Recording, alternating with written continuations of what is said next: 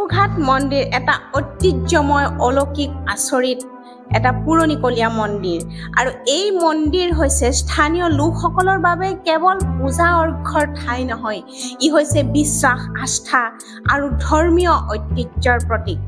প্ৰতি বছৰে ইয়াত বহু সংখ্যক ভক্ত আহে, লাখ লাখ ভক্ত আহে, দেৱ দেৱীক প্ৰণাম কৰে আৰু নিজৰ মনোকামনা পূৰণৰ বাবে প্ৰাৰ্থনা কৰে।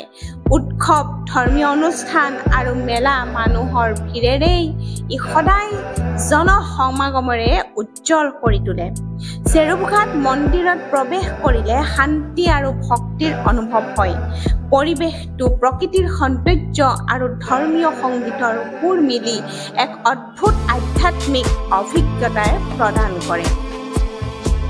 এই মন্দিৰৰ প্ৰধান বৈশিষ্ট্য এইয়ে যে জ্বলি থকা জুইৰ ওপৰেদি পাৰ হ'ব লাগে আৰু শিলৰ মাজেদি যোনে পাৰ হ'ব পাৰে তেওঁৰ মনৰ কামনা পূৰ হয় বুলি তেওঁলোকৰ সম্পূৰ্ণ মনোকামনা পূৰ হয় আৰু বিশ্বাস আছে।